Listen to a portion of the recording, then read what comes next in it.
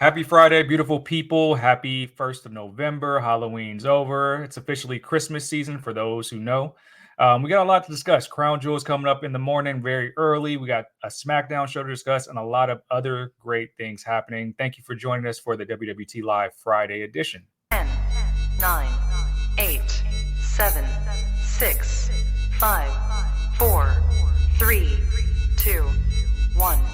Zero. Women's Wrestling Talk, the #1 women's wrestling network on the planet.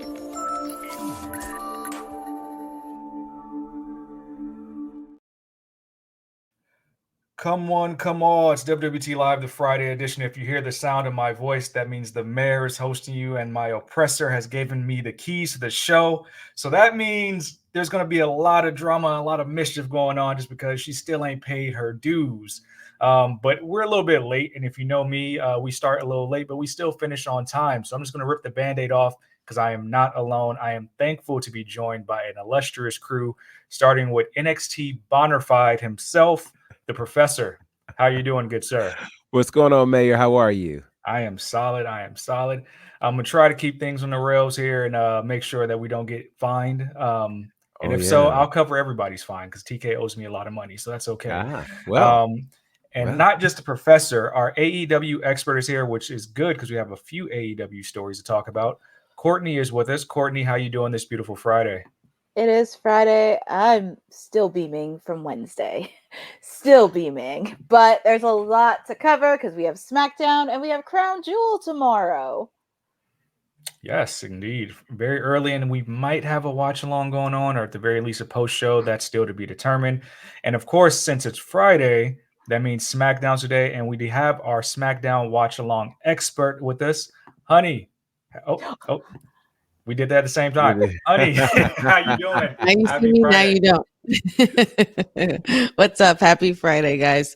First of all, can I just say, where's the love for Thanksgiving? Why is everybody to skip Thanksgiving? It's November. It's Thanksgiving.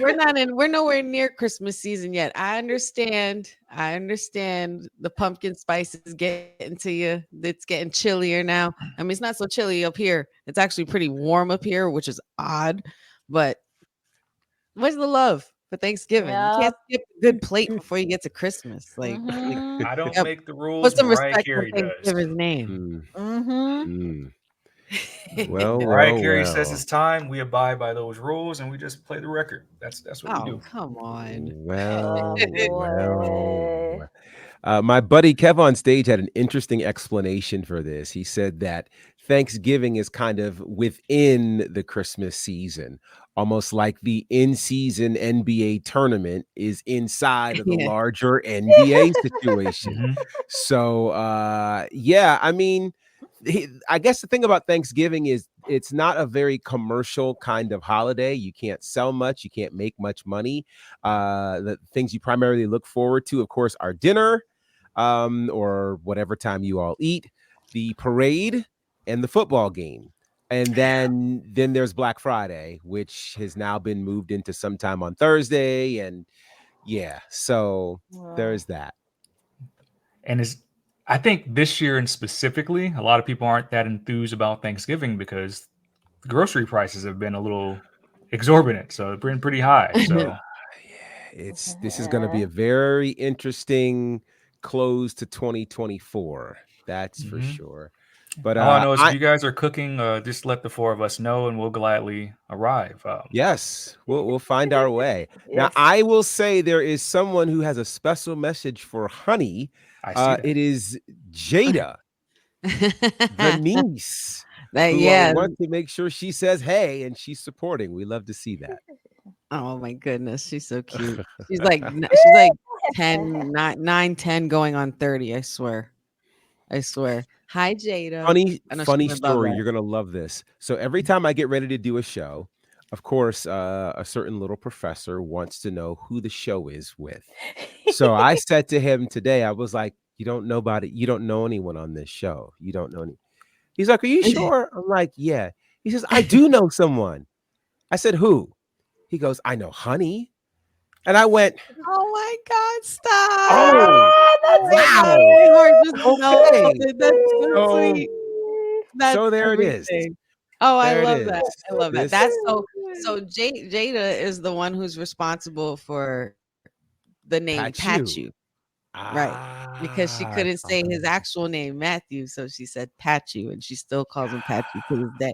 So That's hi, great. Jada. That's great.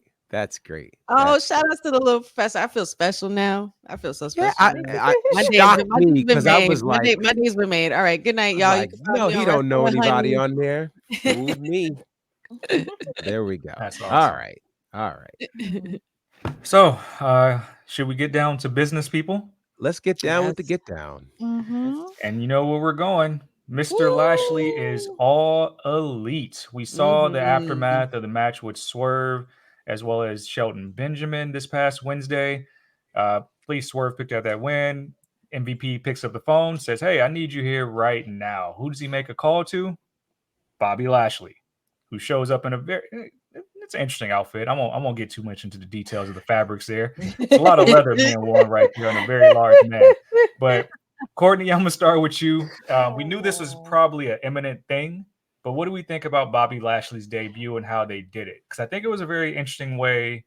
A lot of things on Wednesday happened. You know, they were competing with the World Series amongst other sports that are going on. So I think we had some need to have some surprises there.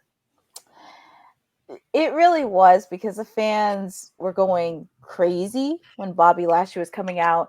And also, if you saw the stare down between him and Swerve, that was also epic too, because seeing two African American wrestlers on mainstream face to face, that was pretty epic to say. And also with the beatdown, and he gave not just a Swerve, but also Personana, that was kind of a statement by all three of them. And somewhere down the line, Swerve cannot handle that on his own.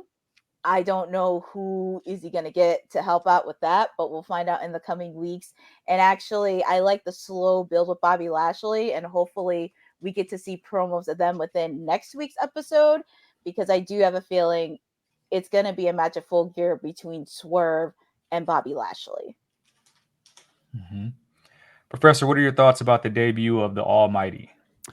I think it was a very interesting debut. I think we saw a lot of the same conflict in terms of Bobby Lashley's character that we saw as he was leaving WWE, which was they were trying to make him this monster, but the people still loved him and he still loved the people. And so we got that when he came out, and then we saw the switch flip and he turned into a bit of a monster, which I thought was good. And I thought the closing line that, you know, business is open, or we're open for business, or however MVP said it, made it very, very clear that the Hurt Business, the Hurt Syndicate, what have you, is back. And I thought it was a strong ending to what I thought was a really good show. And I'll talk about that in a little bit. But I thought it was a solid debut for Lashley. I think it's tough because, you know, when you leave WWE and people are so accustomed to your entrance and to your music and to your likeness, how does that get handled in a new company when they can't use the same music? And, you know, the danger is you can either use something completely different or you can try something similar. And I think they tried something similar. And I would have almost wished they had leaned into something completely different, because when you do something similar, it's going to feel just like almost a ripoff of what was. Almost give them something completely different in terms of music. They didn't quite get the lights off like they wanted to. But overall, it's Bobby Lashley, and I think it worked. And they are adding, I think, something very different to AEW right now. That's an interesting thought. So you wish they would have did something different. So you didn't like musically, the drum intro like we saw where we kind of pose off. And what's interesting to me, I don't think, Courtney, let me know if this is correct, not that many people enter through that center space as much as they did in years past, right? Yep, that's correct. Okay, because the last person I saw really doing that in AEW was like Cody and the Bucks. Those are the only ones that are doing it. Yep, correct. Yeah. Okay, so that's an interesting wrinkle to me. So, but the music was kind of similar. Think like how when Jay debuted in WWE, like her music, Right. they like remix it, but it sounds kind of similar. Right. Honey, Cliff brings up an interesting question I want to pose to you first before everyone else. Who does everyone want to join the Hurt Business Syndicate in AEW? I know MVP's been passing out business cards as of late. Hmm. There could be quite a lot of good fits for this. I know we've seen him talking to Miss Mercedes Moné. I don't see why they wouldn't have, a woman in business, being that, it is a thing. And maybe Hobbs is still with AEW. I don't know if maybe it's just me, but I personally haven't seen Hobbs in a while. I think he would be a Yeah, great he's been addition. injured. He's been injured. Yeah. Okay. I mean, if he wasn't injured, I would definitely consider Powerhouse Hobbs, obviously. Mm-hmm. Okay. Courtney, any names come to mind that you want to see in the Hurt Business? I was gonna say the same thing, Powerhouse Hobbs, because it makes a lot of sense considering he's hurt. Because I don't know where he stands with the Don Callis family, because they just added in Brian Cage and Lance Archer, and it just makes a lot of sense to add another set of muscles. And it is also an opportunity for him to work with MVP on being that mouthpiece and being who he was when he first came to AEW with Powerhouse. Okay. I guess, Professor, I want to be a little controversial here. Let's go. Because the first members of the Hurt Business, to me, if people really remember what MVP was doing on Monday Night Raw, and it's laughable, but it was Duke Hudson and somebody else. So I don't know. Can we allow the non-melanated into the Hurt Syndicate? Because I think a perfect fit for the Hurt Syndicate would be Samoa Joe, just to have another talker in the faction. So I posed that question to you. And is there anybody else outside of like the obvious that can be inside the Hurt Business? I think it could get interesting. I definitely think they need at least one other member, probably two more, for a couple of reasons. Right now, it feels like we're getting into turf war in AEW. You've got what John Moxley has, which they used to be the BCC. I don't know what they're called right now, but they are running roughshod over everybody. You need somebody to be able to come in and counteract it. And I think the timing of this is interesting. Do you remember when the Hurt Business really started coming together, like for real, past that Duke Hudson phase? Yeah. And and what was happening during that time, there was another renegade group trying to destroy a company. And nobody could seem to stop them. That renegade group, their name just left me just that fast, but it was Retribution. That's who it was. And the group that stopped them was the Hurt Business. So I think it could be interesting to get the right pieces in for the Hurt Business. They could be the ones that ultimately end up saving AEW. I don't know that they have to all be of the same hue. I do think they all need to be tough, though. So, a Samoa Joe, I think, would definitely fit in there very well. If Ricochet would swallow his pride, this would probably be the right fit for him. You know what? That's a great idea. Yeah. He needs to go ahead, swallow his pride, because he's a man on an island right now. And he couldn't beat Ospreay. He can't beat Takeshita. He certainly can't beat Takeshita with the Don Callis family. So he would do best to hang there with the Hurt Syndicate. I also think Leo Rush is probably a lock just because he worked so well with Bobby in the past. Oh yeah, Leo Rush. And he took that good beating from Shelton too. So yes. And he I think after that he posted a tweet of looking at the Hurt Syndicate business card. I wonder I wonder if is that officially their name? They haven't announced or confirmed that yet, have they? I've just seen it on the business card that it says Hurt Syndicate. Hurt Syndicate. So I think it's just like one of those subtle things that, like, if you know, you know, and I think they'll start to brand it now that Bobby's actually in the fold. Okay. Sure. Bobby's Okay, all that was- elite, man. It's kind of that was- what we've kind of been expecting this, though. No. I'm gonna go full TK transition here. Uh-oh. Speaking Oh, of Lord. pandering to the black vote, Oh, jeez. we got new tag team Oh my champions here. Jesus.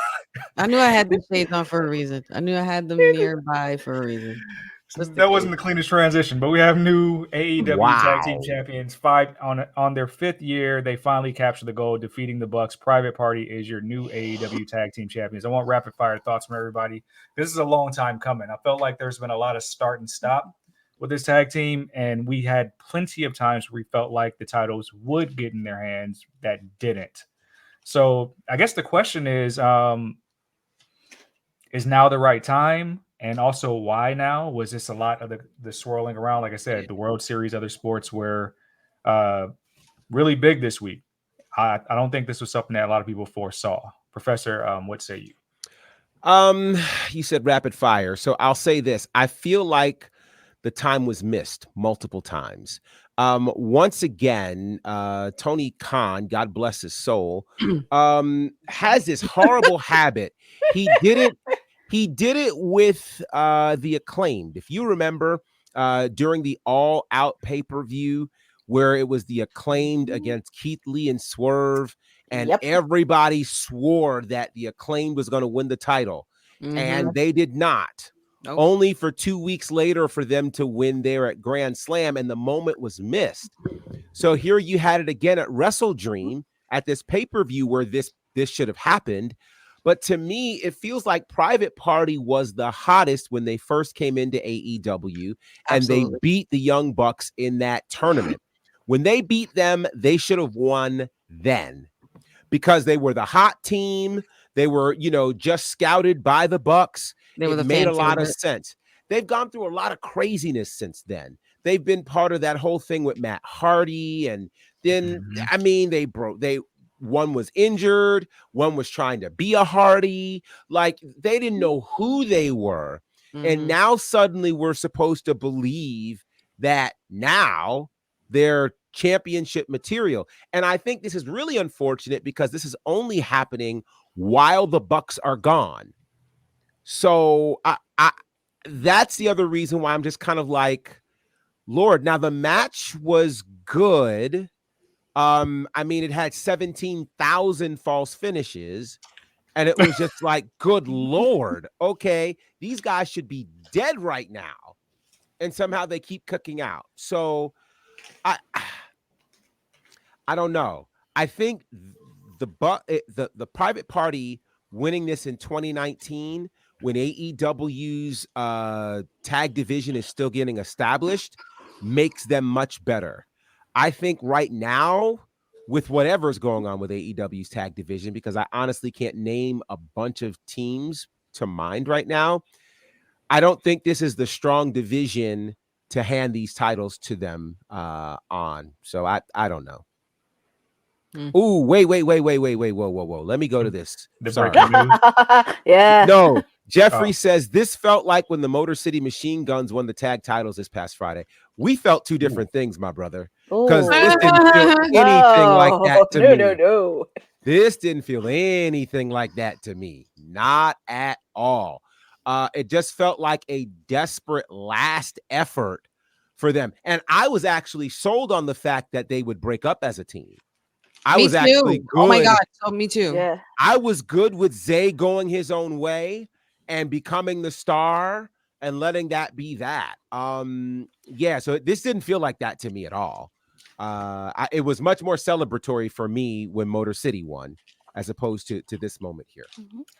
I want to get everybody's thoughts, but before, I don't want to keep this man waiting. We have an elected official in the building, and election is right around the corner. The councilman is with us, everybody. Just when you thought you'd have a safe WWT live, went off the rails. But have no fear, because your councilman is here. Here we go. Boy.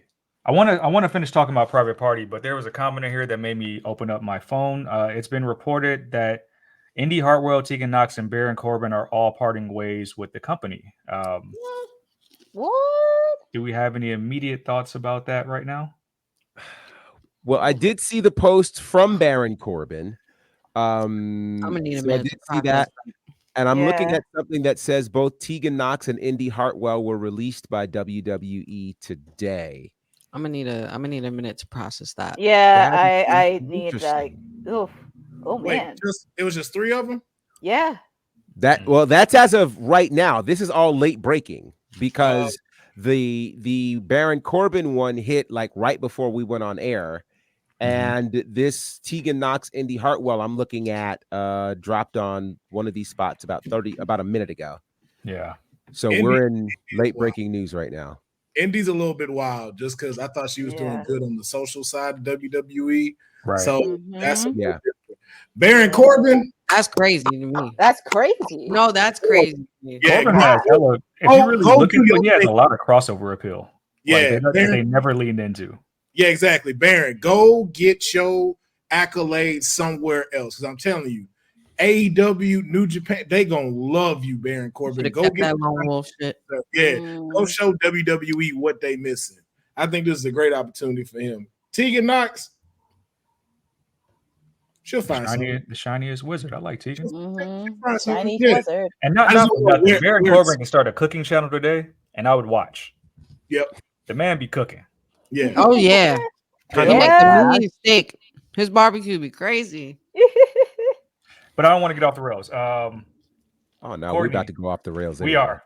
But with the image being up, I want to make sure we dive back into that real quick. Courtney, thoughts on Private Party becoming AEW Tag Team Champions?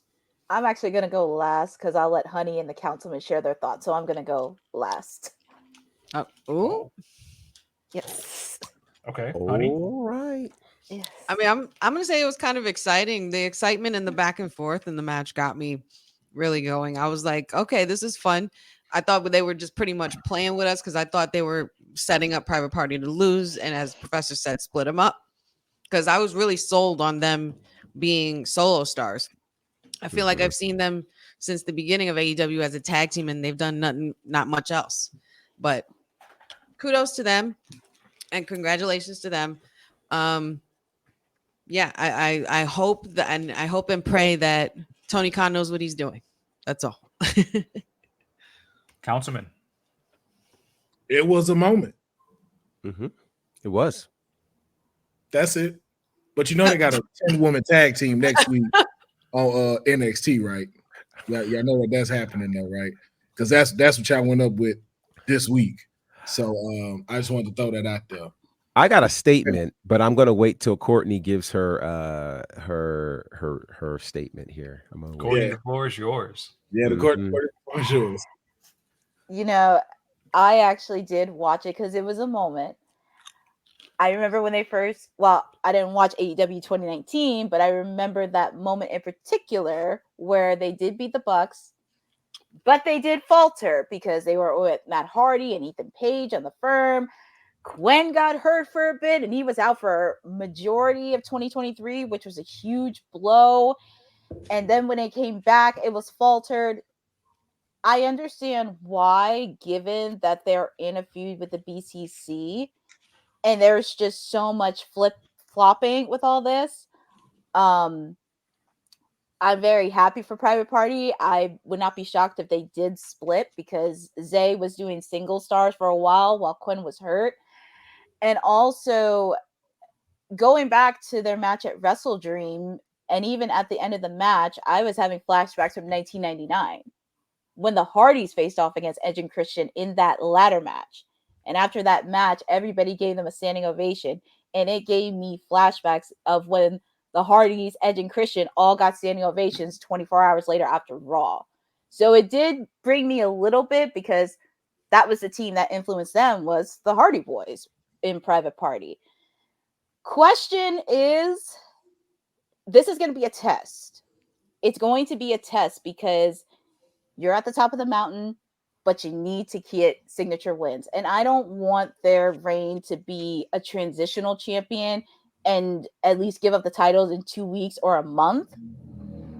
So I'm curious on where this is going to go and who's going to be their first challengers.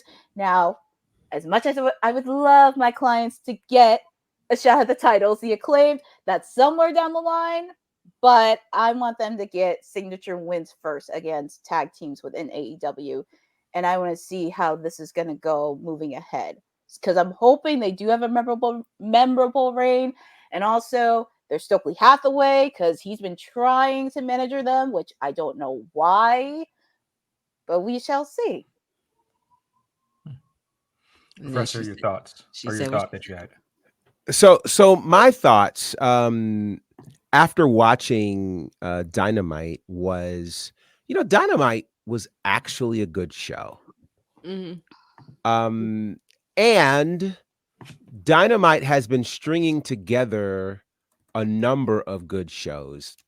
And what I'm realizing is AEW's challenge, and it's also an interesting challenge for fans to recognize, is this is very similar in some way to when, WWE was in the Monday Night Wars, but getting beat 83 weeks consecutively. They were getting beat, but they were actually putting together really good shows. The key for them was, let's keep building new shows, keep building new stars, and eventually people will turn the channel, because at that pace, WCW couldn't keep up what they were trying to do at that time, and that proved to be true. They played the long game. I don't know if AEW has it in them to continue to play the long game, meaning we're just going to focus on our product, create a bunch of good shows, good stories, good content, and ultimately people will turn the channel if they're interested. That's ultimately what this is going to boil down to. So I wanted to commend them on creating a really good show, because I think cover to cover, they had a really good show this week. From the way it started with Orange Cassidy, to Adam Cole's first match back, to, the tag titles, to the women's match. I mean, all of it was really, really good. And I thought to myself, they're doing something. They just have to be consistent with it. And if they can be consistent with it, we'll see something special. Full gears on the road in a couple weeks, because they've already got 2 matches on the card, but we shall see what happens. And they got some good matches on Collision tomorrow. Mariah May, Anna Jay for the AEW Women's title. Got some matches next week, but we shall see what happens in the road to Full Gear. Well, I'll just tell you, it's going to take more than the road to Full Gear. Yeah, they got a long road ahead of them. And so all of these shows are going to matter, and all of these moves are going to matter, and all of this storytelling is going to matter. The real question is, will we be interested in a month? Will we still be talking about the Hurt Syndicate in a month? Will we be still talking about the new tag champions? This Jon Moxley thing, I think, is one of the coolest things they're doing. What will come of this? So there are stories that are brewing. They're going to have to tell stories longer than a week, though. And we'll see if they can stick to that. That's crazy you didn't mention Rick Lightning. That's how quick we forgot about him. Wow. And he wasn't even on the show this week. How about that? Wow. How about that? Well, one thing AEW is doing a lot better of is with their crossover appeal. We got our first look at Toni Storm and the Mildred Burke biopic. She'll be playing the role of Clara Mortensen. Did anybody catch this? Is anybody excited to see the movie? Courtney, I'll start with you. That's on my bucket. Did I pronounce it wrong? No. Biopic? I'm laughing at biopic. I'm sorry. I've heard it say it like that too. So I what's the correct pronunciation? I don't know. I want to say it's biopic. Well, I've heard it both ways though. So. Yeah, exactly. I don't know which is the right way either. Okay. Yeah. That's hilarious. I'm sorry. I'm sorry, Sid. Go ahead. I apologize. I'm about to say I got a degree. I'm by no means or in any way I was trying to insult you. I apologize. I was just like, it was just sounded funny the way it came out. I don't know. But Toni Storm, y'all. Toni Storm. Look, my client's just doing her thing, and she's still relevant, even though she's not wrestling. So I'm happy for her latest venture, but that's going to be on my watch along list. Jeffrey Reimer is saying biopic, and he's also saying, is Naomi in this movie as well? Does anybody know? She is. She's playing Ethel Johnson in this movie. And so that's going to be fun. Camille is also in this movie as well. So as is Britt Baker. And so it's going to be kind of a really neat set of wrestlers. Trinity got into this movie, or Naomi got into the movie while she was still in TNA. So all of this should be, I think, very interesting. All again around Mildred Burke, the first $1 million women's wrestler. And that's significant given what she did in the 40s and 50s. And certainly during a time where women's wrestling was nowhere near as popular as it is right now. So, yeah. She walked so Mercedes could run. Well, that's actually very true. I guess. Hey, But- you throw me the lob, I'm going to dunk it every time now. We already, Mayor, we already had this debate, and that debate was settled. We talking about finances. I'm not talking I about mean, it was the perfect line set up for him to say that. I'm like, Yeah, I guess it really was. It really was, which I guess, guess which it is why was. none of us were really fighting it anyway. Yeah, you know. So, yeah. I'm trying to stay on the rails, everybody. I'm trying.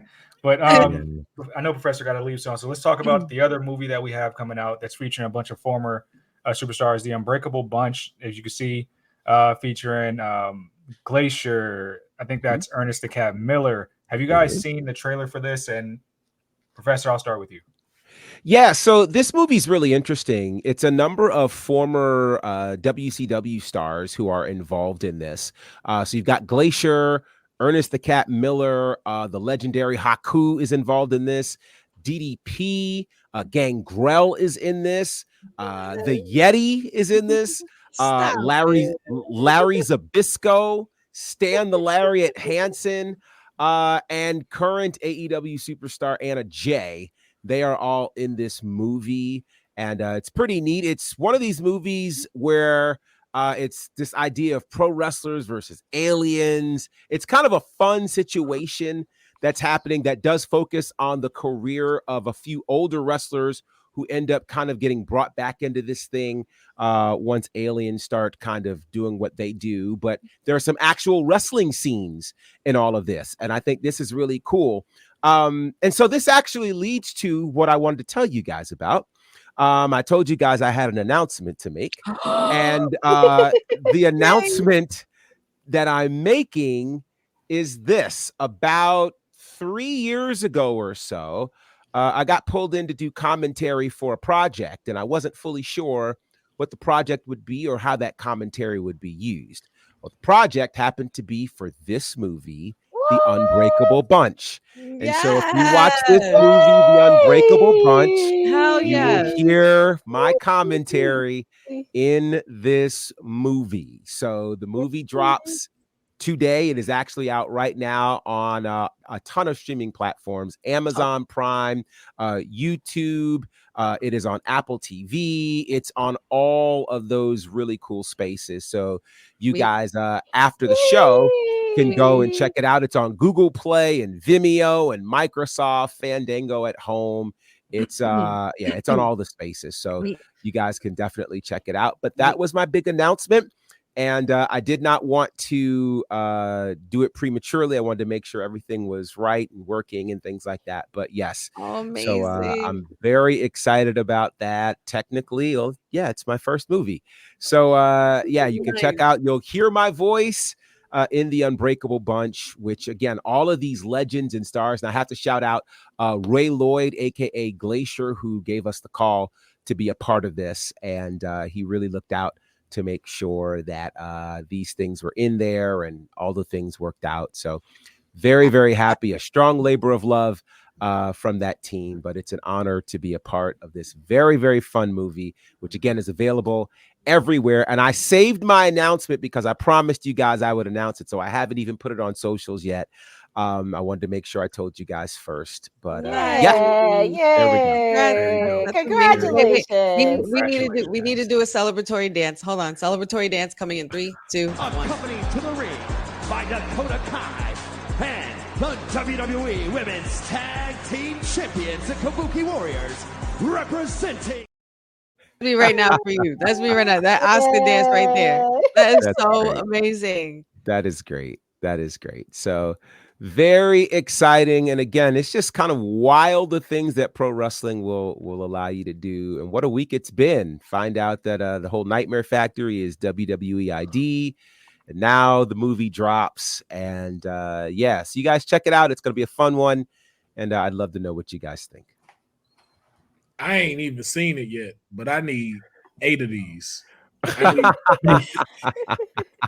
Pro wrestlers versus aliens. This is the Expendables. That's for what Yeah. I'm thinking. It's the Expendables for wrestlers. Yeah, I need 8 of these. If Sharknado can get 8 movies, I want 8 movies of these. And with just imagine all of these cats in there. Imagine Psychosis in one of these movies. Yeah. Stop playing. Yeah.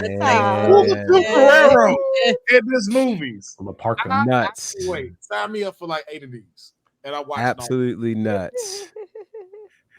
That's freaking So that's my announcement, and hopefully that was well worth the wait, guys. That is exactly what it felt like. Professor, you got time for one more story? Really quick, and then I gotta hop out. Okay, so since we are on the eve of Crown Jewel, we now know what the champions will be receiving in these champion versus champion matches. We thought it would be the belts, but we actually now know the belts are going to remain in Saudi Arabia, and they will be giving championship rings likened to the Super Bowl rings. So this was announced at the kickoff earlier today. So these Super Bowl rings are meant to be something that the winner of these matches can actually collect over the years to see how many rings you can get. Do we feel like this is something that will catch on? And what are our overall thoughts about this? Councilman, I'll start with you. Man, Crown Jewel, you're not hitting like that to be doing this BS, man. All right. You ain't hitting like that, man. I wanted you first.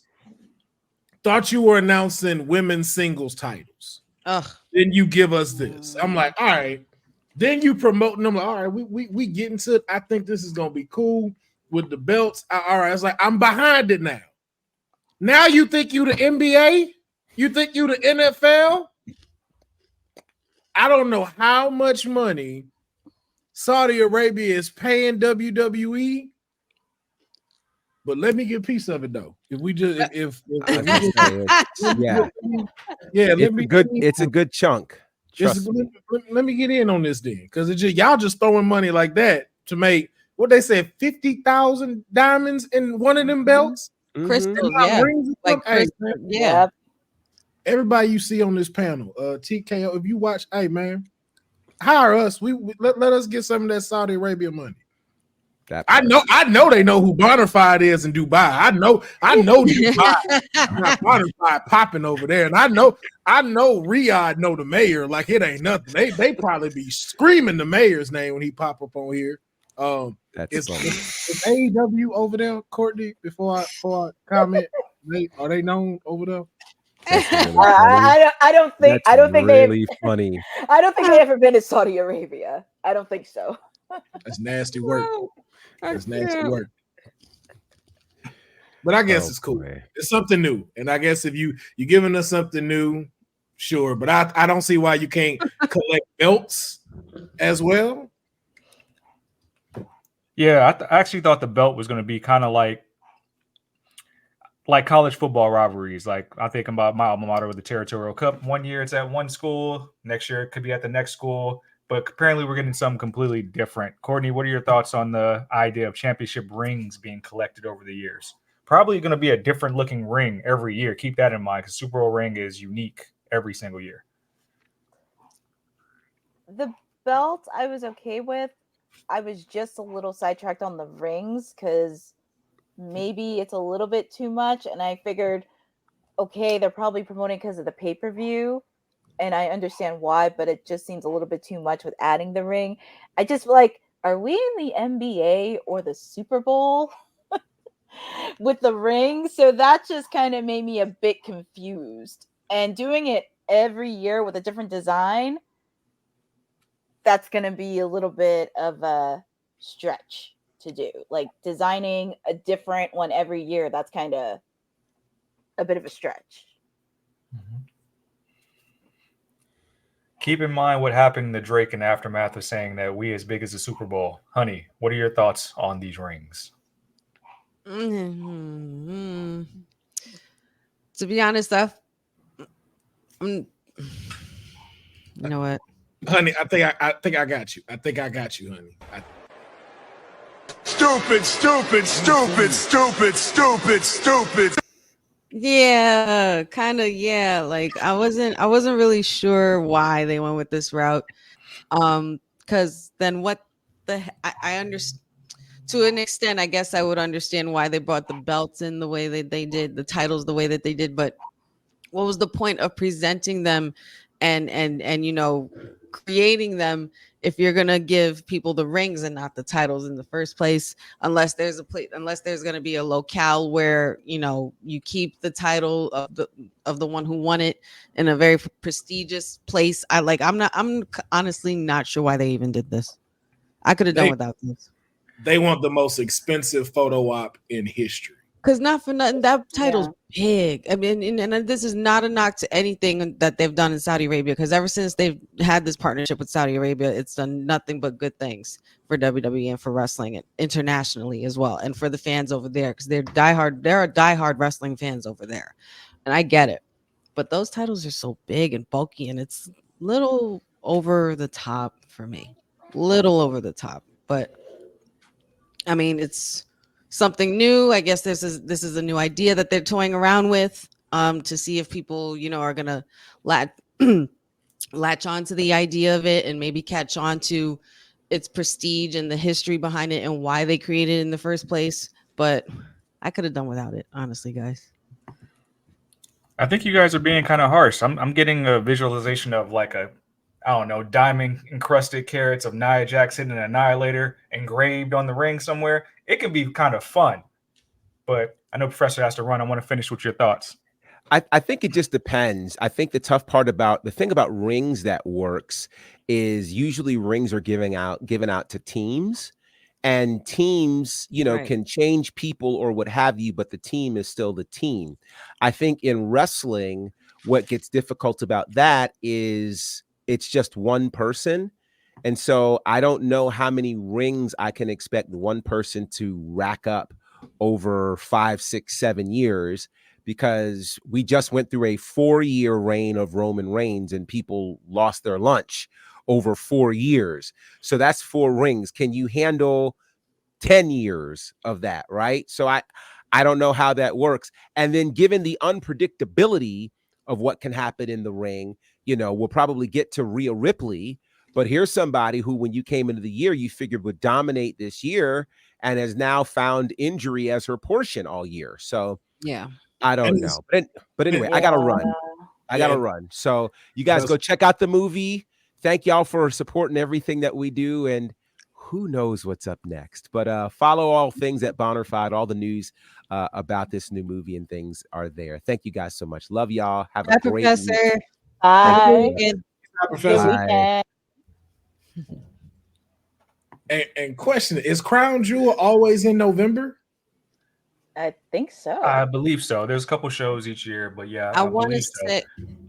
Hold on. But I think the rings could be a good thing, y'all. I mean, when you look at every iconic sports photo from a championship ring, think about the iconic Kobe photos, the iconic MJ photos. And if you can get that with one of your pillars of the company, that's something that they would be a pioneer of, something that nobody else is doing. It could be very fun once you get the shot of somebody with like a full hand of 5 rings saying, hey, I did this. But even to your point, though, the probability of that from the NFL and the NBA drops dramatically, because like how they just spoke, like let's say we always know now it's champions that's going to be doing this. So then let's use Cody Rhodes for an example. Let's say Cody Rhodes lose the championship in August and now doesn't go to Crown Jewel, or it keeps shifting to where for some reason Cody Rhodes never gets a chance where it's when Crown Jewel comes around where he's champion again. And so then now in the next, 7 or 8 years, it's like, yo, he never gets a chance to really rack it up. As opposed to a team, each team, you come back each year. So you have a bigger chance of making it there with your team to get the 5. So it's just like, I don't know if the payoff is worth it when it comes to Crown Jewel like that. And if we will see somebody do that. And to answer your question, Councilman, Crown Jewel was in 2018 it started, and it was in November. The only time it was in October was 2019 and 2021. Ever since 2022, it's been in November consistently. Yeah. So that's, like I said, it's a cool concept. I just don't. It kind of reminds me of like the greatest Royal Rumble. Like, is this going to keep being a continuous thing? And then 2, when we get to Crown Jewel, will it always be champion versus champion? What happens when they decide that, like, we want a belt defended there? We want the world heavyweight title defended there. Then how do you pull this off? Does it just go to regular competitors now? Is it a tournament? So I think, like, if we start to find out how that is laid out and it's not the champion versus champion, then yeah, maybe we got a bigger opportunity. I feel it. Well, we got more stuff to cover. I want to get into this story because this was actually one of my favorite moments in WWE history. We are on the 5-year anniversary of the NXT invasion on the heels of a Crown Jewel event where look at those faces. Look at that. Wait, Rambo on that SmackDown episode. That's the Queen of Spades there, right? Isn't that with the title in her hand next to Triple H there? Oh man. Yeah. We need the Amber Alert for that woman. I don't know where she's been. Stop there. Stop. What I knew I was like, honey, you are setting him up for a great counter strike right now. I ain't seen that woman in a long time. But this is a beautiful photo op. This is a great photo. This was a fun moment too. This was actually. So do you guys remember this episode? How cool it was, the invasion, which led to that Survivor Series where NXT ran the table. That was probably the first time I felt like NXT, before like now and what we've seen recently, had like some serious momentum where we started believing it as a third brand. I remember Roderick Strong won his match. Adam Cole won his match. Keith Lee and Roman was a great match. But like this moment, them invading SmackDown, coming through on the tank was just something memorable. If you look across like this photo right here, there's a lot of names that aren't here anymore, but still, when you look across the board, a lot of these people are still in the company. Can you just imagine how amazing that is, that career development from NXT from what it was back then? The world heavyweight champion is standing in the back. Right.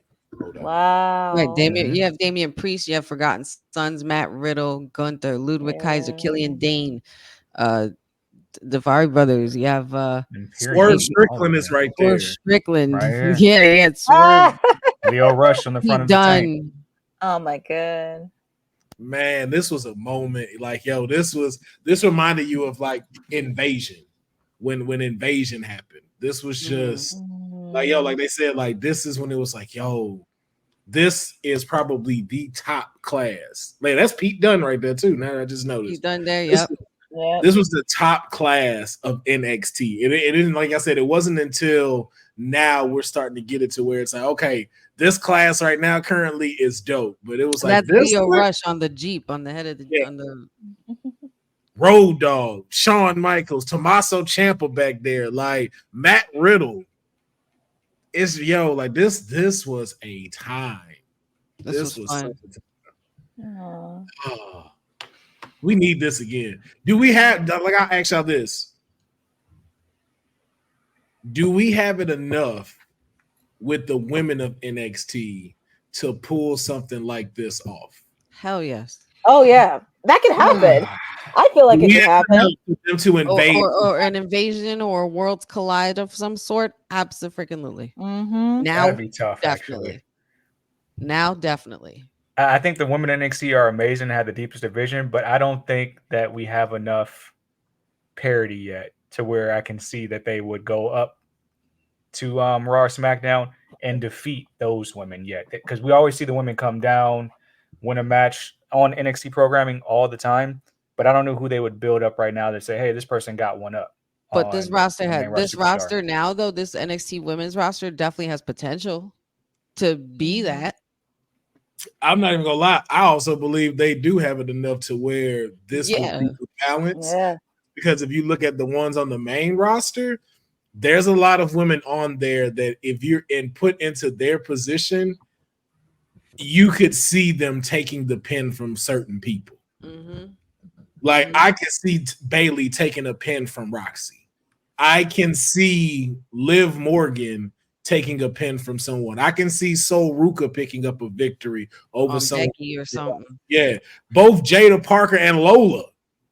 See, Run those Lola are, and those are Shayna. names I can't see. Like Becky, there's nobody built to actually beat Becky or Charlotte. And I feel like back Who? then you can say like, oh, yo, like I can see Rhea Ripley getting one on Charlotte someday. Same with Shayna Baszler. You would be like, all right, this person's dominant enough. They can do it. I put my money Roxanne will give Bailey that work.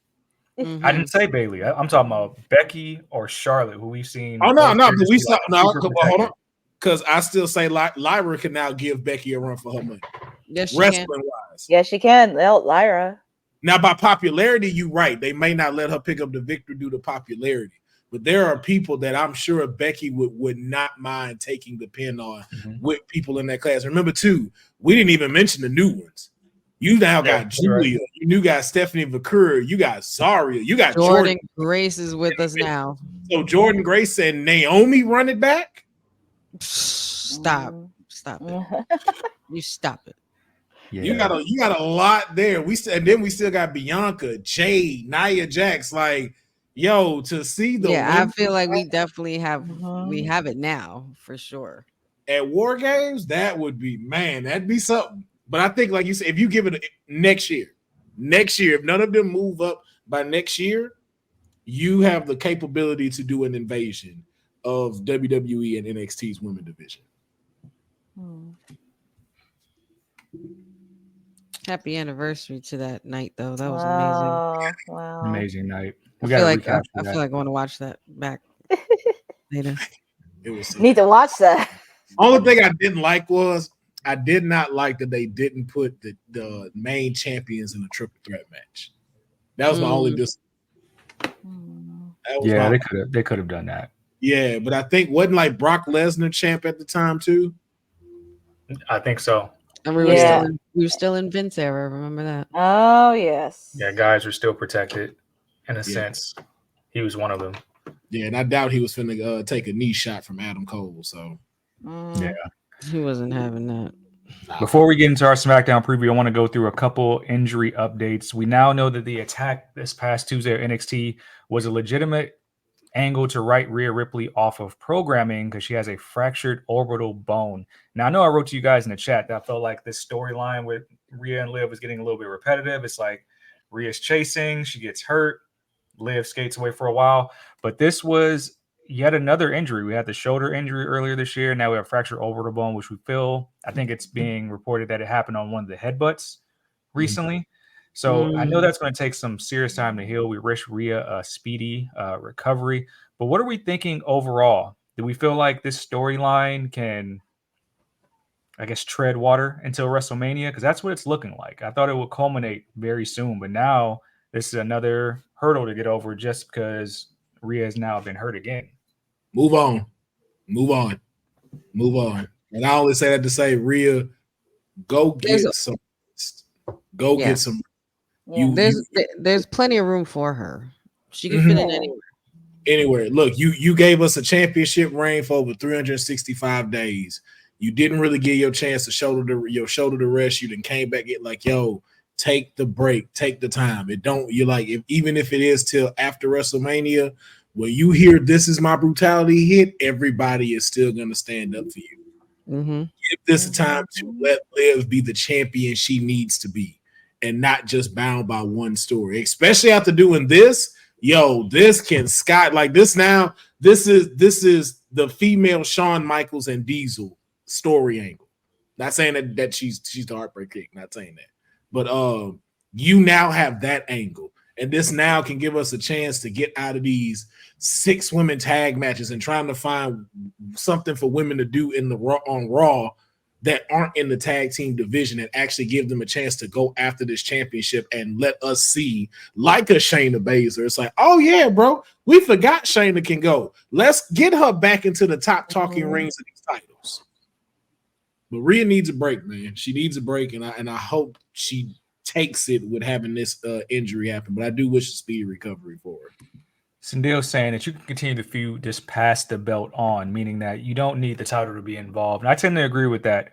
Honestly, the start and stop with this feud is giving me very much the same vibes that we had in AEW with MJF and Adam Cole, where maybe you just need to just wash your hands clean, separate the people for a while, and just let's just forget about it because we're not getting the finish that we wanted. Courtney, obviously, we wish Rhea a speedy recovery, but what do you think about this rivalry going forward? Should they just scrap it all together, or should we just take a break until 2025?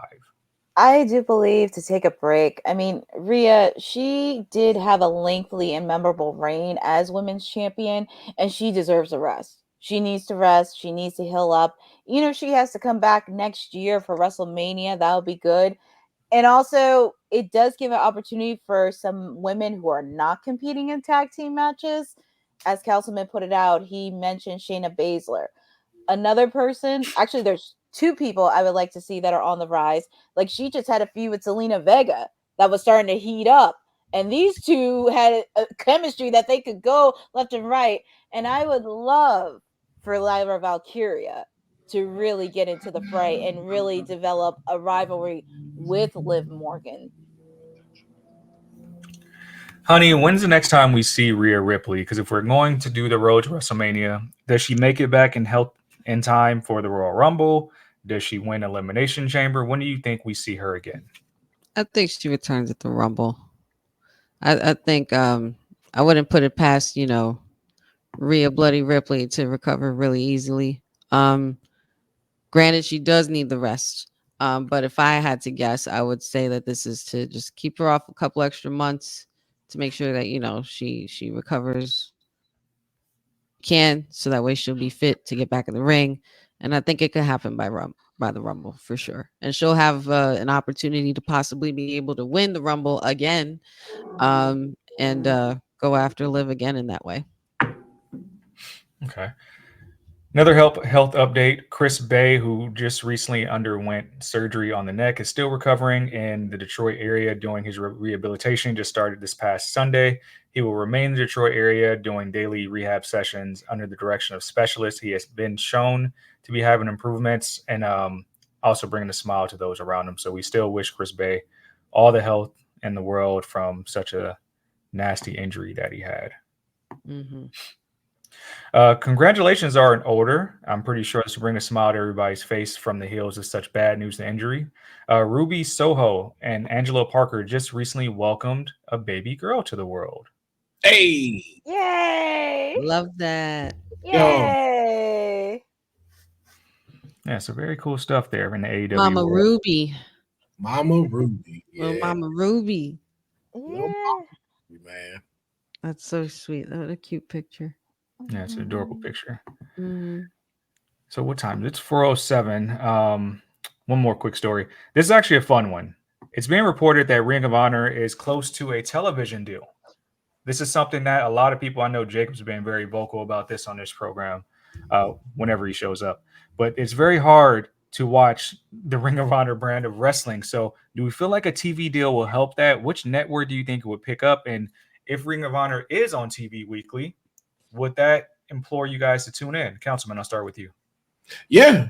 No, I think it would. I think it would help a little bit more for what's going on there, especially you got the longest reigning women's champion, Athena, there. So I think having a televised event, it at least gives them a chance. I don't know if it'll be, as successful or anything like that, or if it's going to be a big success, but at least give them a chance to be seen by the public in an easier way so we can see what Ring of Honor can do. And then hopefully too, that rubs off into a little bit of AEW. Maybe AEW rubs a little bit onto Ring of Honor as well, and we get something great. But I'm finna be with all the disrespect, but not disrespect to you, Courtney.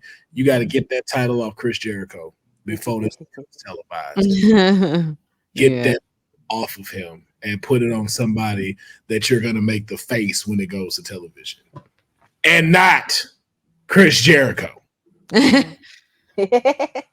Special little nobody says, are they getting a new booker and a wig and a lace front budget? If not, nothing will change. Special little nobodies, you are hysterical, man. He does this every time we talk about Ring of Honor. It's I think it would help though. You get to see, like, we talk so much about Athena and her being the forever champion. Honey, do you feel like this would allow more people to tune in to see some of the great product they've been putting on? Absolutely. Absolutely. The easy answer is yes. I think this also is a great opportunity for them to be seen in a way that they hadn't been seen before. You know, for us who just casually have kept up with Ring of Honor, this would definitely implore me to want to stay tuned in more and to be locked in a little more. So that way, you know, there's always something to learn in the wrestling realm. I said wrestling realm, excuse me, wrestling realm.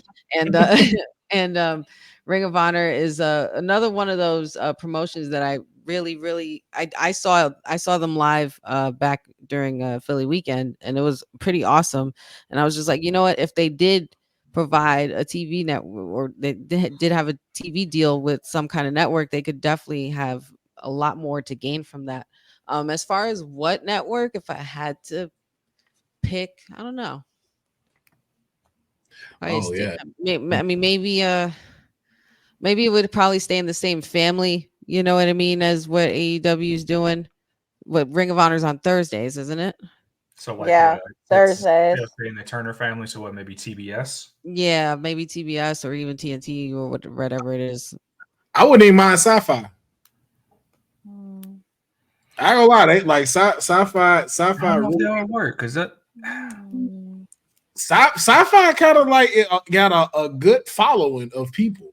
Yeah, I'm just saying because sci-fi still has a relationship with WWE. I think that is they true. still show some of their programming there to offset USA. Sometimes I felt like they did do that. They did. But was that with USA though? And sci-fi that might have been. No, I'm saying whatever the parent company is for sci-fi and USA. I think they're all together. It's like Turner has TBS, TNT, and some others. I think True TV. So I think if they're staying with the Turner family, I think it would be more likely for like a TBS or True TV. Just because they're within the same collection. True TV wouldn't be a bad idea. Yeah, I think it would, because it's under the same umbrella as TBS and TNT, so that would make a lot of sense. Yeah. Courtney, would you tune in more if Ring of Honor had a TV deal? I actually would, because it kind of frustrates me a little bit when I watch AEW programming. They put in Ring of Honor, and it's like, I don't even know who the heck that is until you tell me. And it's like, I don't even watch Ring of Honor. So, and actually, I did not know Lexi Nair had an expanded role on Ring of Honor, because I'm so used to her doing backstage correspondent. She's a minion in training for Athena. So usually minion I do it. Training. Yeah, that's what it is, minion in training. But hilarious. That's what it is. Hilarious. It is hilarious. But I normally follow them on Ring of Honor. Plus, they do get a TV deal. It'll definitely be an opportunity. And also, it would be who is the next guy to take the Ring of Honor championship against Jericho. I love Jericho to death, but please get that belt off him. He should not be near that belt. Nothing against him, but they should have kept it on Mark. And also, it does give opportunity, because who's their top guy in Ring of Honor that's going to take the belt from him. So I would watch it if it's a TV deal, and they would keep it under that umbrella, like maybe TBS. True TV is another channel that could be one, because I know they do Impractical Jokers on there along with other channels. I wouldn't mind. Is Spike still around? Oh, I don't know if it's called Spike anymore. No. I think it's. I don't think it's called Spike TV anymore. And I didn't know if that may have been like a part of the Turner family or not, but no, I think True TV would be great for them. I'm glad Shinsuke was not revolutionary even when he has a match with Noah to kick off 2025. Yeah, I don't think they're letting Shinsuke go nowhere. Nah, Shinsuke ain't going nowhere. No, he does he need ain't to going come back to nowhere. TV though. I miss him. he's like Finn Balor. He ain't going nowhere. I think he's bridging the relationship with some of the organizations overseas. That's why we don't see him that often. Yeah. All right, well, it's about to be 4:15. We're about 45 minutes away from SmackDown, which means we have another continued Friday of finishing the Fable. Tonight on SmackDown, we're going to have Cody Rhodes and Randy Orton taking on Imperium, followed by an appearance from Roman Reigns. Possibly we're going to see that reunion with Jay, probably speaking with Roman, because I know that was a big storyline from Monday. We'll probably get some answers as far as why Sammy was talking to Solo in the parking lot on Monday night. We want to know what happened there. We're going to get a face-to-face. Nate already was throwing the jabs on the kickoff show earlier between Liv Morgan and Nia Jax. They'll be facing off tomorrow at Crown Jewel. And then this is I'm actually really excited for this. We have a fatal four-way. Yes. We have the fatal four-way tag team match, but for the members, Io Sky, Bianca Belair, Lash Legend, and Piper Niven will all be squaring off tonight. What are we most excited for on tonight's edition of SmackDown? Quiet is kept. It was pre-recorded, so if you saw spoilers, I'm sorry. But it will be a packed night ahead of Crown Jewel, where we know our superstars are performing tomorrow morning. Councilman, I'll start with you. Which one am I most excited for? Yes. Oh, definitely the Fatal 4-Way. Definitely the Fatal 4-Way. Again, the tag team divisions have definitely gotten very, red hot. I'm really ready to see who's going to get the advantage between these four. Gonna be honest, I'm very much hoping this Lash Legend. I am rooting for the Meta Girls to pull this out. I know it may not be sure, but they with NXT, so that means they with me. And I am just ready for them to find out how much of a bitch snake Mick Foley Jr. is. Because remember, that was y'all guy. That was y'all guy. Remember, Mr. Underground from the Underground talking with the enemy. I told you. That man wasn't no good. I told you that red-headed lumberjack needed to go. And y'all sitting here, oh, I hope he beats Gunther. No. Can we record that clip? Can we record that clip? Out here snitching. He is the op. That's what Sammy new character is. The op. I don't know about accusations. These are not accusations. This is false accusation. And there was a lot of clips swirling around of Solo having Sammy's back during those Bloodline days, though. Oh man. If we're being honest. But Courtney, what part of SmackDown are you looking forward to tonight? Oh man. I'm definitely looking forward to this match because I'm so proud that the women's tag team division is starting to get a little bit of exposure and starting to be taken more seriously. I do have a bold prediction. I would love for Lash Legend to win this because after seeing her face off against Piper Niven and the way she presented that, it was just like, she means business. She came to play. And that made me more excited because we saw Jade and Bianca watching her get the victory. So they could mean something and they're interested in the competition. So I'm excited to see what's going to happen. There's going to be a lot of going on and also a lot of shenanigans outside of the ring because their counterparts are going to be outside. So, of course, you're going to see Miss Chelsea Green. Of course, you're going to see Kyrie Singh and Jade Parker.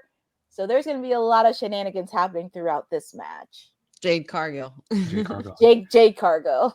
I heard Jade Parker and my ears perked up. I said, wait. I said, wait, where? I said, wait, a debut? We got a new debut? Where? I know. Honey, it's Friday night, so that means we're watching along with you on the Honey Night Watch Along for SmackDown. And I'm kind of surprised nobody wants to talk about the Fable. What are you looking forward to tonight? I'm looking forward to seeing my tribal chief as I always do every Friday, as well as the continuation of whatever freaking inning we're in with this Bloodline story. I'm really excited for the ladies' fatal 4-way, but my heart is set on what's going on with Nia and Liv and what's going to happen with those two.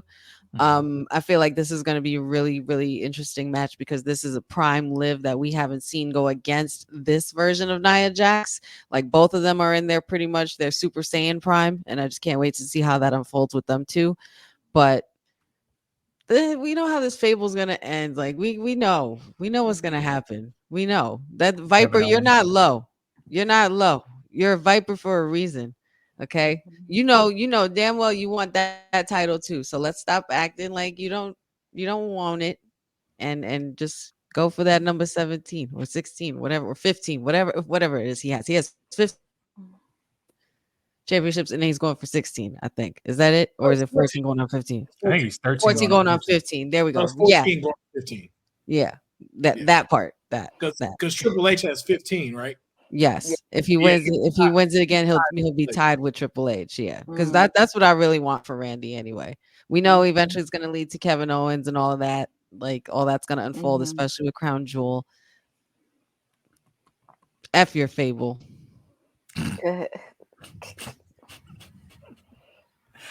Okay. I'm sorry. Okay. So you said the magic word, and that is WWE Crown Jewel. We know it will be taking place tomorrow, 1 p.m. Eastern Time, 10 a.m. Pacific Time. We're going to crown our first ever Crown Jewel champions. That will be given Super Bowl rings, apparently. We're going to have Liv Morgan taking on Nia Jax, Cody Rhodes taking on Gunther. We have a bloodline civil war. We have Roman and the Usos taking on the new bloodline. We have Seth Rollins taking on Bronson Reed. And I believe we also have the United States Championship, LA Knight versus Carmelo Hayes versus Andrade. I don't think I'm missing anything there. Is there any match that stands out to you guys? And what are you looking forward to most come Saturday for Crown Jewel? There was one more match you forgot. That was a Fatal 4-Way tag team match. Ah, yeah. We just talked about that. The Fatal 4-Way tag team titles, women's tag team titles. We have that as well. Man, just give me my damn bloodline story. Give me my bloodline story. I know everything else is going to unfold in different ways. It's going to be good. Cody and Gunther have actually not had the best build up, but their exchange last week really got me invested in them facing off this week, and it's making it a pretty worthy rivalry to book. And I'm excited to see Seth back. I really hope he's doing all right, and I hope that he's recovered well enough to the point where we don't have to worry about him, you know. But yeah, bloodline all day, every day. The ladies are going to kill it already. We already know this. The ladies are already going to kill it. We know that. Yeah. Outside of the ladies' matches, I'm actually looking forward to that triple threat match for the United States Championship between LA Knight, Carmelo Hayes, and Andrade. Because I will say their build-up the last couple weeks has been really entertaining to watch. Months. Yeah.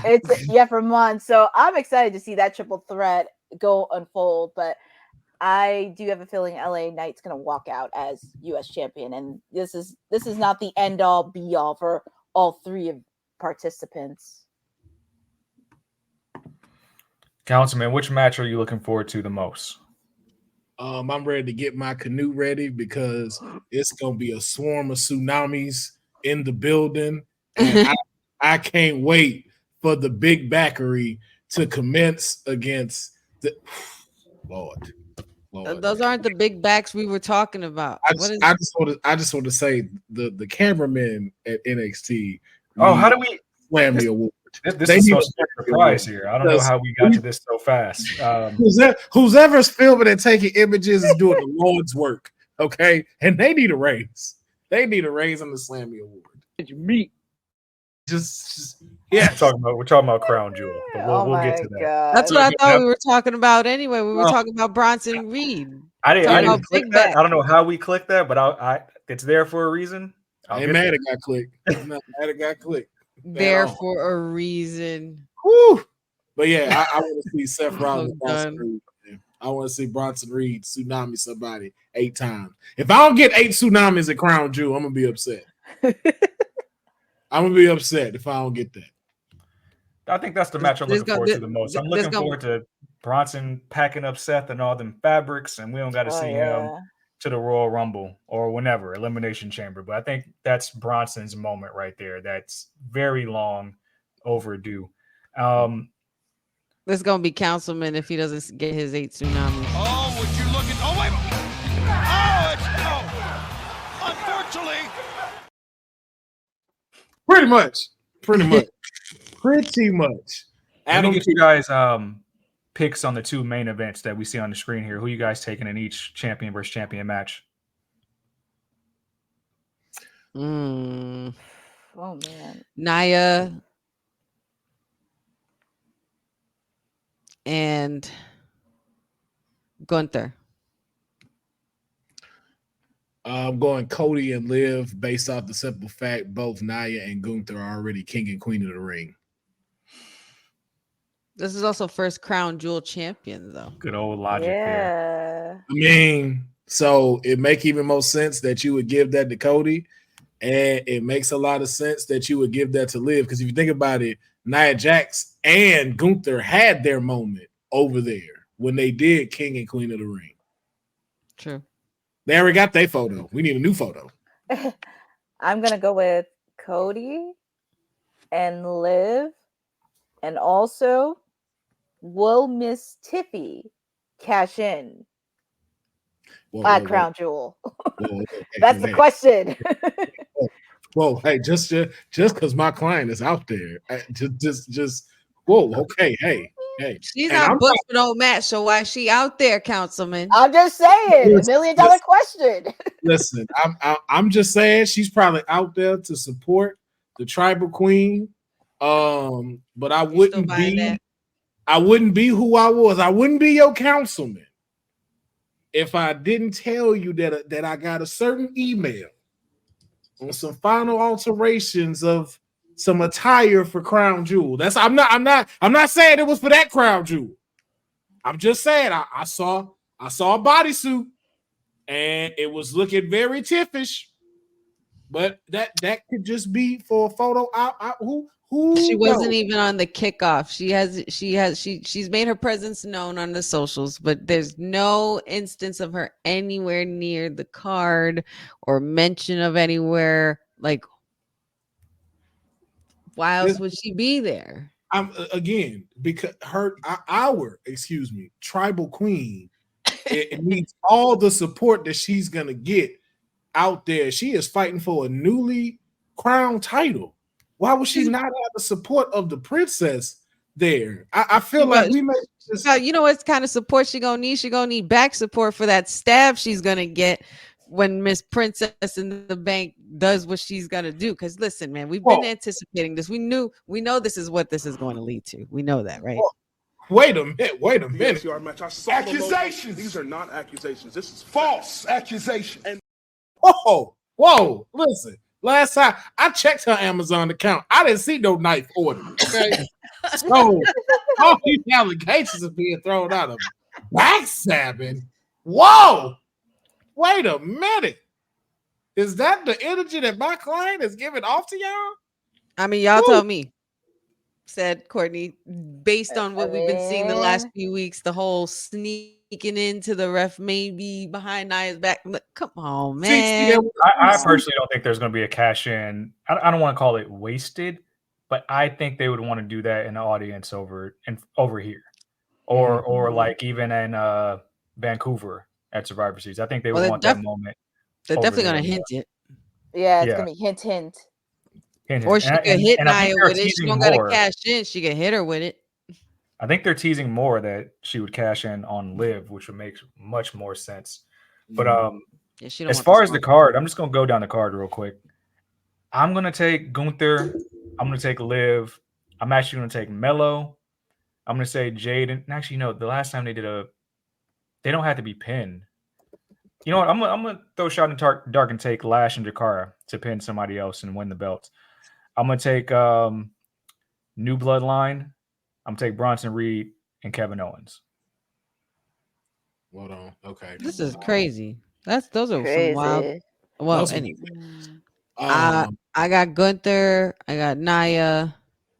I got Seth. I got Kevin Owens. LA Knight. Or you know what? No, I'm lying. Not LA Knight. Carmelo Hayes. I think I'm gonna go for Jade and Bianca to keep it. And of course, I will never root for the team of Bloodline. I picked Cody, Liv, LA Knight. I'm gonna go with Kevin Owens against Randy Orton. Mm-hmm. Seth. I'm gonna pick Seth over Bronson Reed. I'm gonna pick Bianca and Jay to retain. And is there another match that I'm missing? Did you say Gunther and Cody? Yeah, I did pick Cody. Oh, the Bloodline. Oh, Bloodline, Team Bloodline. yeah, I'll pick Roman and the Usos. I'll pick them to win. Y'all already know. Oh, All right. I got I'm sorry. I got Cody Rhodes continuing his whack ass fable. I got WrestleMania. I think that's so great. That's so great. I'm gonna go with Liv Morgan with shenanigans from Raquel Gonzalez, or what is it? Thank you, Triple H got me confused. Rodriguez. It is Rodriguez. Rodriguez. Triple H. He said Gonzalez at the press conference. I blame him too. Don't worry. Yeah. I'm going with Bronson Reed for that match because again, I'm with Mayor. It's Bronson Reed's time. I think it does not hurt Seth if he lets Bronson get his moment. Kevin Owens, just because after what Triple H said, and I hope we get that old NXT Kevin Owens. You mean that Kevin Steen? Yeah, Kevin Steen, yeah. I'm going to go with LA Knight with shenanigans from Andre and Carmelo just getting in each other's way and LA Knight picking that up. I wanna pick the metaphor, but something in me is saying Chelsea Green and Piper Niven. Oh, you talking that mess. I think Chelsea Green and Piper Niven may take this. I'm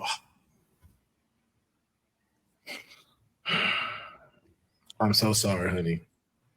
Oh no, he's gonna say it. I'm out. Peace. Oh. I'm gonna put my shades on so y'all don't see my tears. My tag team tears. I think the Temu bloodline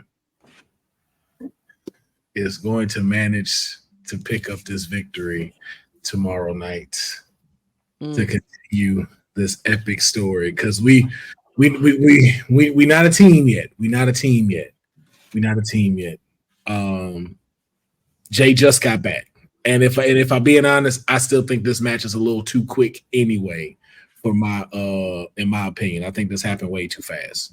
There needs to be more to gear up for War Games. You feel like War Games would be the final boss of the match. Yeah, like I don't think we needed a crown jewel match at all. I think we could have kept it going with what we were doing on SmackDown and Raw. I think this is way too quick. We didn't give Jimmy enough time to allow Jay to get acclimated, which means we're not going to get enough of what will him and Roman Reigns be like when they speak to each other. It's kind of like, oh, now y'all forced into being the bloodline again. That's what it's like. So, and Temu has gelled very well. Yeah, they need the rubs in deal. So I'm gonna go with Temu bloodline. Back to you, man. It had to be so hard to just slip out of the tongue. Like that's just, especially when you go so hard for your tribal chief. Yeah. It's like eating a hot wing. It's like eating a hot wing right now. I know some people feeling hot ones. Said is are you going for? I know I already picked Jacob's bloodline.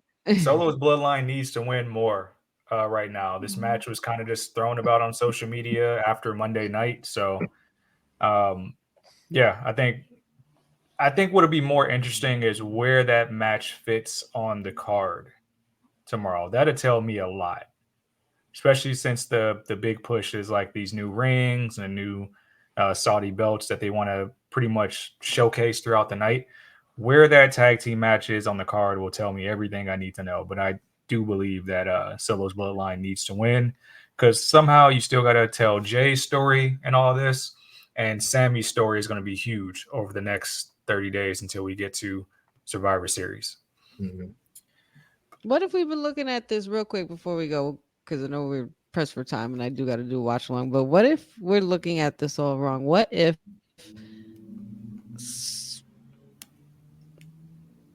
Solo gets betrayed by his bloodline? Not necessarily doing exactly how it happened with Roman, but them initially, like, just calling a mutiny on him because he doesn't technically. I understood the way Roman treated Jay and Jimmy in the beginning, but after a while, when they were winning and they were getting some momentum, he treated them differently and held them to a higher standard. Solo hasn't necessarily done that. He kind of just treats this bloodline it's his guard dogs. Because if you really think about it, the original bloodline technically has Solo in it. Here's the reason why I would say they wouldn't, because of the fact that he treats them like guard dogs, because they are guard dogs. And that's the thing. So you need that master to keep you in check. And that's what's been happening. They're not requesting to be better. They're requesting to be running around. I call Solo getting betrayed, and I know we're waiting for The Rock to take over the botch line. Nobody's talking about The Rock since we seen him at Bad Blood. I mean, that's the only, but it's Crown Jewel. I don't think I've ever, have I? Yeah, but we also hadn't had The Rock sign with TKO when these happened either. So it could happen. I do think that's the way you make this better, is if you have an appearance with The Rock. But the only problem about that is, and that means this got to be the main event.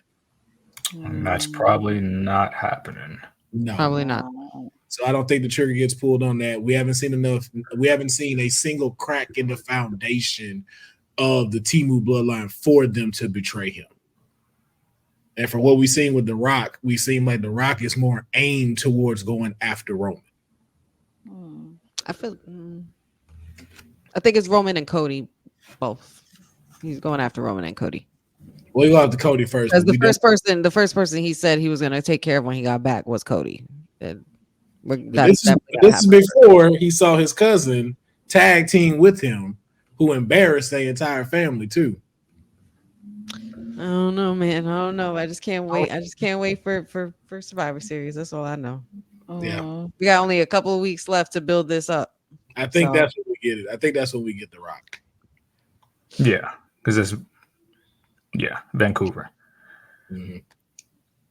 But we got about 20-ish so minutes until our watch along for SmackDown. So we're going to give Honey some time to prep for that, get everything situated. Let's tell the good people where they can find us, and make sure you keep it locked with us all weekend, because we'll likely have a Crown Jewel watch along, if not a post show. And if we don't, that just means TK didn't pay the bill. So I will start with Councilman. Where can the good people find you? You can find me at I'm Gonna Need an IV after the end of this weekend. I will, unfortunately, I will not be able to join the watch along nor the post show, because Sunday is my birthday, and I plan on being very irresponsible this weekend. Yay! Happy early birthday! Happy early birthday, Councilman! I plan on doing very irresponsible things this weekend. So much for not being a birthday person. I'm having a whole event tomorrow just for my birthday. Good for you. Good for you. Good. You deserve it. Yeah, so but I wish y'all nothing but the best tomorrow. Hopefully I can join the post show. I will try to find out if I could join the post show. But yeah, and just keep always seeing me here on WWT now, Monday through Friday. All week. All week. Courtney, where can they find you and support you? They can always find me over on Instagram and Twitter on @CourtneyNJ11. They can always catch me here every Monday, Wednesday, Friday. And it looks like we're having a Wednesday night war next week. So, I mean, you got to figure that one out. Head to head. Some good friendly competition. Yeah, it'll be friendly, folks, but it'll be fun. I'm really excited. And I do have a special announcement on Monday, because I got some news to say in November, but you just have to wait till Monday to announce it. Okay, But I fine. lost it. I was gonna say technically November's today. You could tell us today, but fine. I know, We'll Monday. We'll wait. I hope your Wednesday Dynamite is pre-recorded so I can talk. We're like, don't worry about the bald-headed guy. He just lost the title. We finna go to this next match.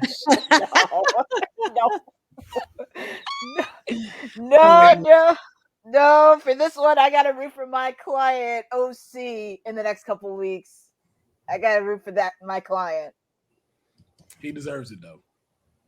Yes, she is. My client's birthday is on Tuesday. Of course, you would you expect greatness like that to be born any other time than November? Come on now. Take it easy now. Hey man, look, I share a birthday with a Kardashian, and we already know how influential they are. And the same one, Kendall, the only one that's right up here, that's right upstairs. No, she's not. Compared to the others, oh God, where is this going? Anyway, honey, where can the people find and support you? You can find me at Team Aries, the leader of the Zodiac, because that's where true greatness lies. Spoken like Aries. And you can find me here on Monday, Wednesday, Friday with the WWT Live crew, all things wrestling with Honey on the socials. I did not do Honey Pot predictions today because every time I do Honey Pot predictions around the time when they're overseas or in Saudi Arabia or Australia, there's already been spoilers and things recorded and I personally made sure that I didn't see anything because I don't want to spoil nothing for myself or for anybody here. So, but you can also find me here in 20 minutes for the Honey Night SmackDown watch along, so we can skip the predictions. Let's just get right to the action. There we go. And you can find me on these streets at says at CEWD_SAYS, like it shows on the screen. Said is the answer on the gram, and also at there is a God somewhere. That is the only reason this picture is here, to let you know that I believe in the Lord and there's a God somewhere, and there will be a beautiful match taking place on 2300 NXT this upcoming week. But that's not why you're here. You're here because this is Women's Wrestling Talk, the #1 network for women's wrestling. And we have a bunch of shows, so make sure you support all of our creators here, support all of our watch-alongs, all our shows. We have a bunch of articles. The professor just had an amazing announcement. Make sure you go check out that movie this weekend that he will be featured in as well. And if you do want the Monday Nightmare to continue, you know where to send your messages and all your hate mail. And that is TK Trinidad's DMs. And let her know #cut the check. That is going to be a continued thing. But we're going to get up out of here so Honey can get ready for the watch along. Make sure you tap in with us there. Like I said, this is Women's Wrestling Talk, the #1 network for women's wrestling. And before we go, make sure y'all cop some merch. Hey, yo, you. Yeah, you that's watching this. You sitting on the couch staring at the screen, not knowing what you want to do, like this is an online college. Are you tired of wearing shirts that make you look like an extra stuck in catering? Do you want to step your wrestling swag game up to the next level? Then Women's Wrestling Talk has got you covered. Like literally. Are you for life in pink or black and white? Or maybe you're the EST and people need to respect you accordingly. Want to put some pride in your stride and show off the muscle in your hustle? Then make sure you check out the WWT store. Not now, but right now. All right? What you waiting for? Head to www.talkpodstore.com and don't make me fight you. Shit. Thanks for joining WWT. Don't forget to like us on all social media platforms at WWTalkPod. Like and subscribe on all video and audio platforms like yesterday, my G. And check out our website at www.talkpod.com. Thanks for watching Women's Wrestling Talk, the #1 women's wrestling network